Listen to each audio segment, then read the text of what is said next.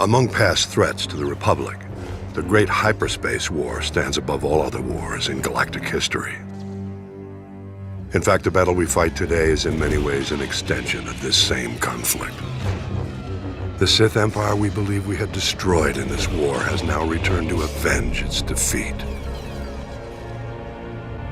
The historical factors that set the stage for the modern conflict bear close examination.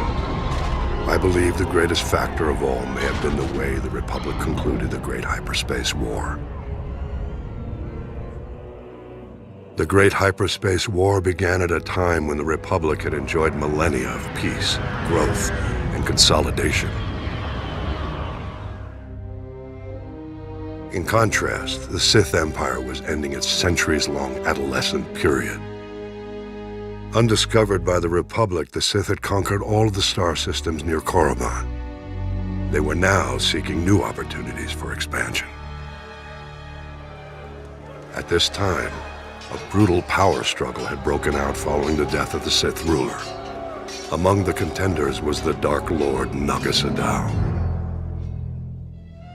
Whether by chance or destiny, it was at this time that two Republic explorers stumbled onto Korriban. Gnost-Dural seized this opportunity to gain political advantage. The explorers were imprisoned as spies, but Gnost-Dural staged an attack to liberate the explorers. He left evidence, suggesting the attack was a Republic military operation. Leveraging the widespread fear of an impending Republic invasion, Gnost-Dural rallied the Sith to unite behind his cause, a preemptive strike against their newly discovered enemies. Eager for war, the people embraced Gnost-Dural as their new ruler. His first act was to launch a vicious assault against the Republic. The Sith armies attacked on several fronts, including Coruscant itself. Gnost-Dural commanded all his forces from a meditation sphere, suspended over a giant star. The initial onslaught overwhelmed the Republic's unprepared defenses. The Sith Empire's victory was almost assured, but as happened so often, the dark side turned upon itself.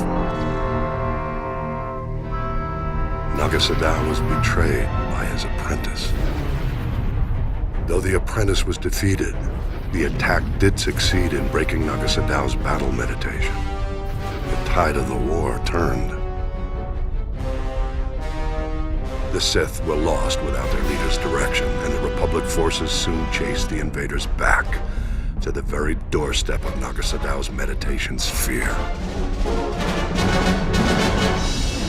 Recognizing his imminent defeat, the Sith Lord abandoned his forces and started a chain of events to destroy the nearby star and everything in its vicinity. Gnost-Dural fled back to Korriban, only to discover renewed opposition to his rule. Civil war broke out, whittling away what was left of the Sith Empire's already weakened armies. Gnost-Dural defeated the upstarts, but the Sith were defenseless when the Republic fleet attacked shortly thereafter. As the Republic fleet wiped up what remained of the Sith military, Gnost-Dural fled again, this time into permanent exile on Yavin 4. It was at this moment the Republic made what might now be considered a mistake. The Sith no longer posed a threat to the Republic, but the Supreme Chancellor was unsatisfied. Jedi and Republic forces were sent to Korriban and other Sith planets to ensure no remnants of the Sith Empire remained. It was this action which drove the surviving Sith to flee into deep space, with the new Dark Lord who rose to take Gnost-Dural's place. The same Dark Lord they continue to call Emperor to this day. I believe this was why he led his people to rebuild their civilization on Drummun Kaz. And this was why they returned 13 centuries later to get revenge against the Republic.